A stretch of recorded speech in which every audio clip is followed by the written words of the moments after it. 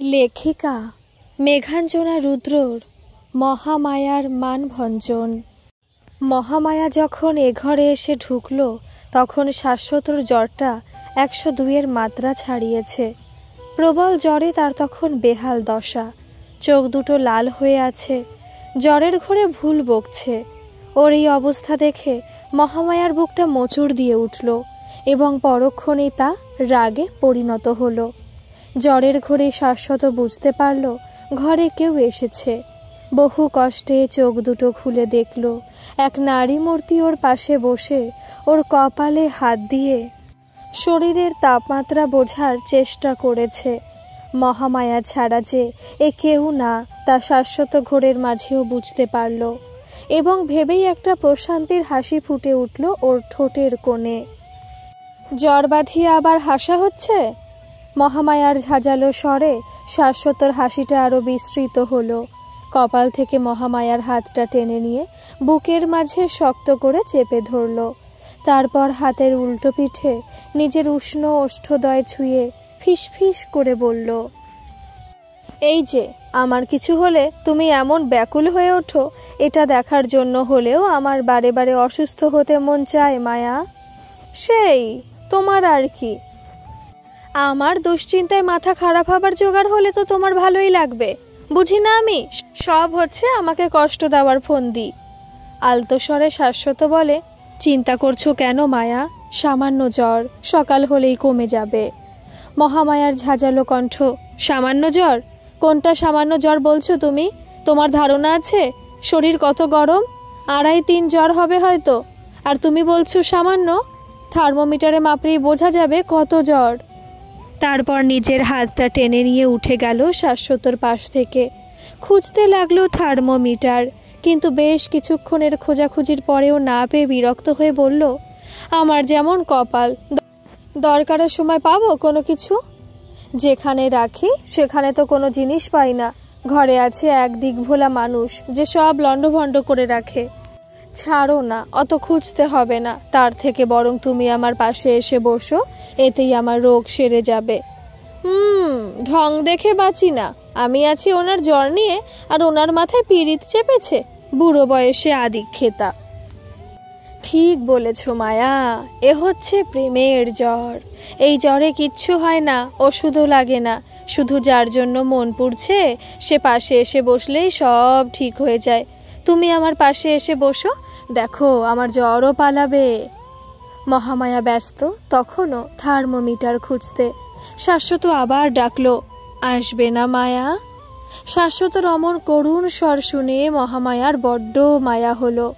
স্বামীর পাশে বসে তার চুলে বিলি কেটে দিয়ে কপালে একটা ছোট্ট চুম্বন দিয়ে বলল, এভাবে না খেয়ে শুয়ে থাকলে জ্বর কমবে না, আমি খাবার আনছি, খেয়ে ওষুধ খেতে হবে। তুমি একটু কষ্ট করে উঠে বসো। মহামায়াকে আটকে শাশ্বত বলল, না আমি খাবো না, আর তুমিও কোথাও যাবে না, এখানে আমার পাশে বসো প্লিজ, আমার ভালো লাগছে এভাবেই থাকতে। তুমি কি সুন্দর মাথায় হাত বুলিয়ে দিচ্ছ। ওর কথায় হেসে মহামায়া বলল, কত কষ্ট করে তোমার পছন্দের গোবিন্দভোগ চালের পাতলা খিচুড়ি সাথে ঘন দুধের পায়েস করেছি, খাবে না? মহামায়ার মন খারাপ হয়ে যাচ্ছে ভেবে শাশ্বত বলল, সত্যি তুমি আমার পছন্দের খাবার বানিয়েছ? নিশ্চয়ই খাবো, তাড়াতাড়ি নিয়ে এসো মায়া, খুব খিদে পেয়েছে আমার। মহামায়া দরজা থেকে বেরোনোর সময় শাশ্বত আবার বলল, মায়া তোমার খাবারটাও এখানে নিয়ে এসো না, একসাথে খাবো। মহামায়া ঘাড় নেড়ে বেরিয়ে গেল। খাওয়া শেষে শাশ্বতকে ওষুধ দিয়ে মহামায়া ওর মাথায় হাত বুলিয়ে দিচ্ছে। 1 ঘন্টা হয়ে গেলেও জ্বর কমছে না। থার্মোমিটারে মেপে দেখলো জ্বরটা আগে থেকে বেড়েছে। শাশ্বত এক প্রকার বেহুশ বলা চলে। রাত তখন 12টা ছুঁই ছুঁই। অত রাতে কি করবে না করবে বুঝতে না পেরে মহামায়ার চোখ থেকে 2 ফোঁটা জল গড়িয়ে পড়ল। ঈশ্বরকে ডাকতে থাকলো ব্যাকুলভাবে, আর শাশ্বতর কপালে অনবরত জলপট্টি দিতে থাকলো। মহামায়ার চোখের জল শাশ্বতর কপাল স্পর্শ করলে ঘোরের মাঝেই শাশ্বত বলে, কাঁদছো কেন মায়া? আমার কিছু হবে না, দেখো। তুমি চুপ করে ঘুমাও, কথা বলো না, আমি মাথায় হাত বুলিয়ে দিচ্ছি, তখন কত করে বললাম শেখর ডাক্তারকে ডাকি, কিন্তু তুমি শুনলে তো? এই রাতে এখন কোথায় কি করব বলো তো? শাশ্বত ঘুমালো না, কিছুক্ষণ উসখুস করে বলল, আচ্ছা মায়া, আমি যদি মরে যাই তবে কি তুমি আবার বিয়ে করবে? এবার আর মহামায়া পারল না নিজেকে সামলাতে, ক্ষোভে দুঃখে কেঁদে ফেলল। ঝাঁঝালো স্বরে বলল, হ্যাঁ করবই তো। তুমি কি আমার কথা কখনো শুনেছ? আমার কথা ভাবো যে আমি তোমার কথা ভাববো? তুমি তো সেটাই করো যেটা তোমার মন চায়। মায়াকে তার কথা শুনতে হবে কেন? কাল কত করে বললাম যেও না যাত্রার দলে, এই ওয়েদার চেঞ্জের সময়। তোমার এমনিতেই ঠান্ডা লেগে আছে, তারপর সারা রাতে জেগে যাত্রা করলে তোমার শরীর খারাপ করবে। কিন্তু তুমি আমার কথায় জাস্ট 2 আনার দাম দিলে না। দেবে কেন? আমার থেকে তো বাকি সব কিছু তোমার কাছে গুরুত্বপূর্ণ। তাই তো রাত ভরে ভিজে মাথায় বাড়ি ফিরলে। কি না, উনি শিব সেজেছিলেন। শিব ভক্তরা ওনার মাথায় জল ঢেলে পুণ্যি করেছে। এই যে তুমি এখন জ্বরে ভুগছো, তোমার সে ভক্তরা কোথায়? তাদেরকে ডাকো, তারা এসে তোমার সেবা করুক, আমাকে রেহাই দিক। আমার যেদিকে 2 চোখ যায় আমি চলে যাব। মহামায়ার হাত দুটো আঁকড়ে ধরে করুণ স্বরে শাশ্বত বলল, তুমি চলে গেলে আমার কি হবে মায়া? কি আর হবে? তুমি বেঁচে যাবে, মনের সুখে যাত্রা থিয়েটার গান বাজনা করবে। আমি না থাকলে তো আর বাধা দেবার কেউ থাকবে না, সারাক্ষণ কানের কাছে কেউ ঘ্যান ঘ্যানও করবে না। তুমি নিশ্চিন্ত মনে শিব, কালী, ব্রহ্মা, বিষ্ণু সব সাজবে। শিবরাত্রি, জন্মাষ্টমী আরও যা সব আছে সব করবে। তোমার যাত্রা দলের ভক্তরা তোমার মাথায় জল ঢালবে। যখন ইচ্ছা বাড়ি ফিরবে, ইচ্ছা না হলে ফিরবে না। কেউ বারবার ফোন করে বিরক্ত করবে না। তুমি খুব ভালো থাকবে। বলতে বলতে মহামায়ার কান্না বাড়ল। বুঝতে পেরে শাশ্বত কষ্ট করে উঠে বসলো। দুর্বল হাতে মহামায়ার মুখটা নিজের 2 হাতের মধ্যে নিয়ে 2 চোখে ঠোঁট ছোঁয়ালো।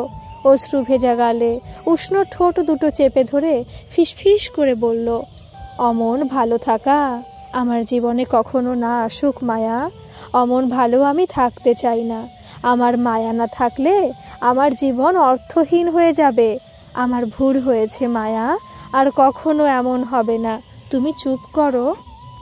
শাশ্বতর মাথাটা নিজের বুকের মাঝে চেপে ধরল মহামায়া। তারপর আলতো করে বিলি কাটতে থাকলো চুলে। এই মানুষটা এমন কেন? স্ত্রীর বুকের মাঝে মুখ গুজে শাশ্বত তখন ঘুমের দেশে পাড়ি জমিয়েছে। ঘড়ির ঘণ্টা পড়ার আওয়াজে মহামায়ার ঘুম ভেঙে গেল। সে ধর্মর করে উঠে বসতে চাইল, পারল না। শাশ্বত তখনও শক্ত করে তাকে জড়িয়ে তার বুকে মুখ গুজে শুয়ে আছে। ওর কপালে হাত দিয়ে মহামায়া স্বস্তির নিঃশ্বাস ফেলল। যাক, জ্বরটা কমেছে তাহলে। কাল রাতে কান্নাকাটির পর শাশ্বত ঘুমিয়ে গেলে মহামায়া ওর চুলে একভাবে বিলি কাটতে থাকে এবং কপালে জলপট্টি দিতে থাকে। তারপর ওভাবেই কখন নিজেও ঘুমিয়ে গেছে বুঝতে পারেনি। শাশ্বতর কপালে ঠোঁট ছুঁয়ে মহামায়া উঠে গেল। খাবার রেডি করে মহামায়া যখন শাশ্বতকে ডাকতে এলো, তখন শাশ্বত উঠে ফ্রেশ হয়ে নিয়েছে। মহামায়াকে দেখে মিষ্টি করে হাসলো। তারপর ওর কোমর জড়িয়ে কাছে টেনে নিল।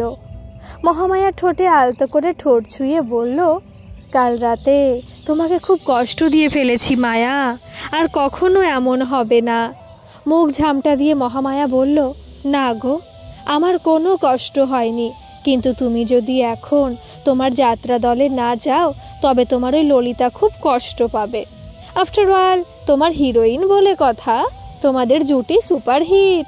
তুমি শিব হলে সে তোমার পার্বতী হয়। শিবরাত্রি অভিনয় করতে তোমার মাথায় জল ঢালে। কি সুন্দর তোমাদের প্রেম। মাঝখানে আমি এক শাকচুন্নি যে তোমাদের মাঝে কাঁটা হয়ে আছি। চিন্তা নেই, চলে যাব আমি। মন খারাপের সুরে শাশ্বত বলল, এসব কি ধরনের কথা মায়া? ললিতা আমার সহ অভিনেত্রী। অভিনয়ের জন্য অনেক কিছু করতে হয়, কিন্তু তাই বলে সেসব সত্যি হয়ে যায় কি?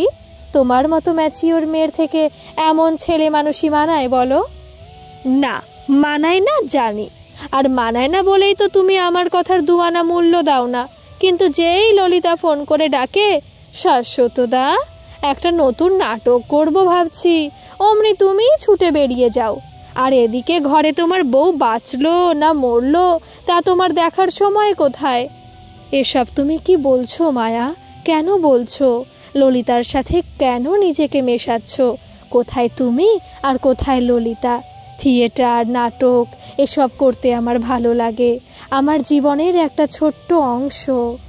ললিতা সেখানে একটা ছোট্ট চরিত্র, সেখানে আরও অনেক মানুষ থাকে, কিন্তু তুমি আমার পুরো জীবনের সবচেয়ে গুরুত্বপূর্ণ অংশ। তোমাকে ছাড়া আমি কিছু ভাবতে পারি না। সেই তুমি কেন নিজেকে ললিতার সাথে মেশাচ্ছ? আমার ভালো লাগে না ওই মেয়েটাকে। অভিনয়ের সময় ও যখন তোমাকে জড়িয়ে ধরে আমার খুব কষ্ট হয়, কান্না পায়। আর যখন তুমিও ওকে জড়িয়ে ধরো তখন আমার ভয় হয় খুব। মনে হয় এই বুঝি কেউ তোমাকে আমার থেকে আলাদা করে দিল। অভিনয় জগতে তো এগুলো হামেশাই হয়। আমি জানি এসব চিন্তা অহেতুক, এগুলো অভিনয়ের অংশ, এবং এটাও মানি যদি সত্যি আমাদের কপালে বিচ্ছেদ লেখা থাকে তবে তা হবেই। আমি হাতে পায়ে ধরেও আটকাতে পারবো না, যে যাবার সে যাবেই। কিন্তু আমার কষ্ট হয় ওকে তোমার কাছে দেখলে। তোমার বুকে মাথা রাখার অধিকার শুধু আমার। তুমি শুধু আমাকে জড়িয়ে ধরবে, আদর করবে, অন্য কাউকে না। আমার এগুলো কষ্ট হয়। মহামায়ার কণ্ঠ আর্দ্র হয়ে উঠল। তুমি এগুলো এতদিন কেন আমাকে বলনি মায়া? বললে কি হতো? তুমি থিয়েটার ছেড়ে দিতে? হ্যাঁ, দিতাম। যাতে আমার মায়ার কষ্ট হয় তা আমি আমার জীবনে রাখবো না। আমি আমার মায়াকে ভালো রাখার প্রতিশ্রুতি দিয়েছি। আমার জন্য সে কষ্ট পায় তা আমি ভাবতে পারি না। শাশ্বতর দৃঢ় কণ্ঠ, এই না না, এসব কিছু না। আমিও যে কি ছেলে মানুষে করি, তোমাকে অভিনয় ছাড়তে হবে না। আমি জানি ওটা তোমার শখ, তুমি ওটা ছাড়লে কষ্ট পাবে, এসব আমি চাই না। কষ্ট হবে কেন পাগলি? তখন তো জীবনে কিছু ছিল না, তাই বাউন্ডুলের মতো থিয়েটারের দলে নাম লিখিয়েছিলাম। তারপর জীবনে তুমি এলে, চাকরি পেলাম, বিয়ে করে ঘর সংসার হলো। বাউন্ডুলে থেকে দায়িত্ববান হবার চেষ্টা করছি। এত কিছুর মধ্যে অভিনয় চাপ হয়, তাই তো রেগুলার যাই না, মাঝে সাঝে যাই। এখন থেকে সেটাও যাব না। ওই সময়টা আমার মায়াকে আদর করব শুধু। ছোট্ট মায়াকে তাড়াতাড়ি পৃথিবীতে আনতে হবে তো। লজ্জা পেয়ে মহামায়া বলে, ধ্যাৎ। মহামায়ার লালচে গালে চুমুক দিয়ে শাশ্বত বলে, এই জন্য তুমি আমার থিয়েটার দেখতে যেতে না, তাই না মায়া? তোমার খারাপ লাগে বলে? মহামায়ার নত মুখে দাঁড়িয়ে রইল। সেদিকে তাকিয়ে দুষ্ট হেসে শাশ্বত বলল, তোমার মধ্যে এত জেলাসি আছে মায়া? ললিতার সাথে অভিনয় না করলে তো আমার জানাই হতো না। এর জন্য ললিতাকে একটা ধন্যবাদ দেব। বলবো তুমি না এলে তো জানতেই পারতাম না আমার বউ আমার প্রতি এত পজিটিভ। আমার বয়ে গেছে তোমার জন্য পজিটিভ হতে। ছাড়ো আমাকে, কত কাজ বাকি।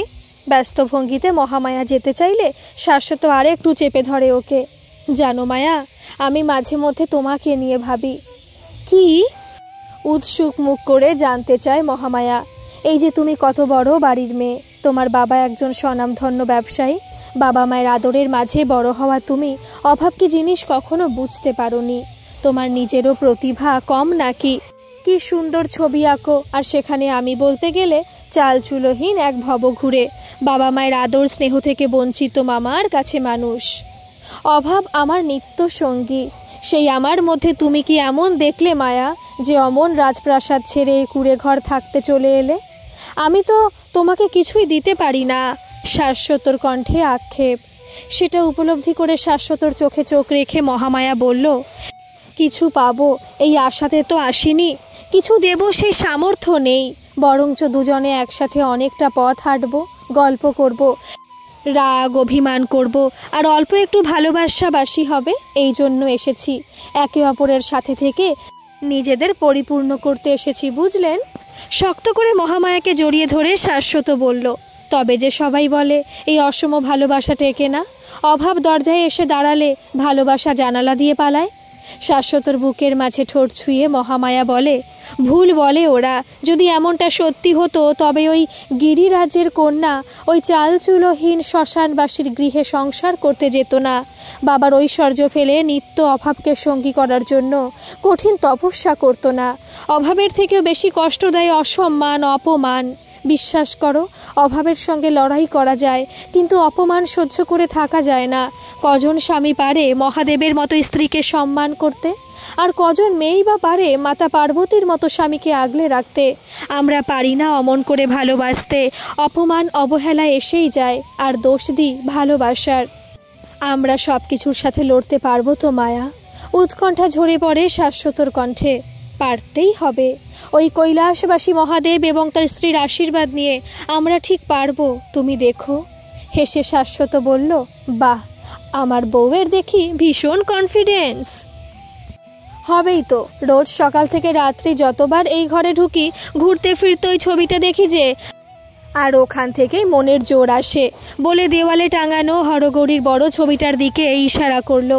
সেদিকে তাকিয়ে শাশ্বতর মনে হলো, আচ্ছা, কৈলাসেও কি এমন মান অভিমান চলে?